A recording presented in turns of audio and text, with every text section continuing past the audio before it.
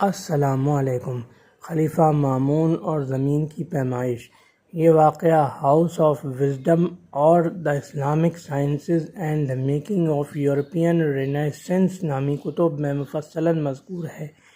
جب سن 198 ہجری بمطابق 814 عیسوی میں خلیفہ عبداللہ المامون اپنے بھائی امین کے قتل کے بعد برسر اقتدار آئے تو بغداد کے علمی دور کا آغاز ہوا، یعنی خلافت عباسیہ کے علمی و ادبی دور کا آغاز ہوا، جو کہ عباسیہ خلافت کا دور زرعی بھی کہلاتا ہے، کیونکہ اس دور میں خلیفہ مامون نے موجودہ اس زمانے کے حساب سے علمی و ادبی ترقی سلطنت کو علمی و ادبی ترقی دی۔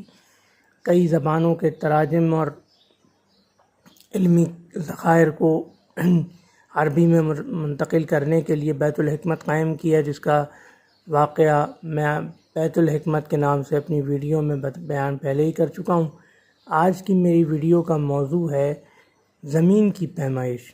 خلیفہ مامون الرشید نے، خلیفہ عبداللہ المامون نے مختلف علماء کو اکٹھا کیا اور ان سے کہا کہ زمین کی پیمائش کریں، زمین کا احاطہ یعنی زمین کے ناپ لیں، اور اتفاق سے انہوں نے صحرا، پہاڑ اور جو چیز وہ ناپ سکتے تھے، میدان وغیرہ، سب کی پیمائش کی، اور حیرت انگیز طور پر پیمائش اور ناپ تقریباً درست نکلا۔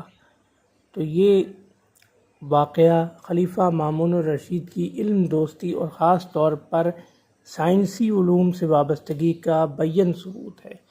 خلیفہ مامون کے اور بہت سے علمی کارنامے ہیں۔ ان کے دور میں رصدگاہ تعمیر ہوئی، جو کہ انگریزی زبان میں لیبارٹری کہا جاتا ہے۔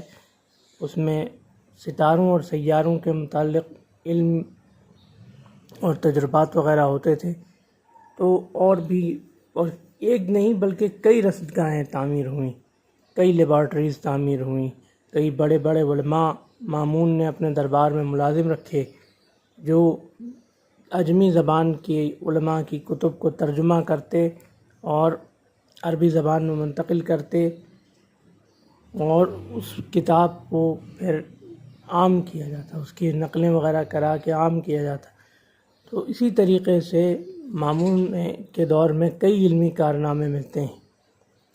مامون کا دور اگر کہا جائے کہ سلطنت عباسیہ کے علمی دور کی ابتدا تھی تو غلط نہ ہوگا۔ تو یہ تھا خلیفہ مامون کے علمی دور، یعنی خلیفہ مامون کے دور کی علمی و ادبی سرگرمیوں کی ایک مختصر جھلک کے متعلق ایک واقعہ۔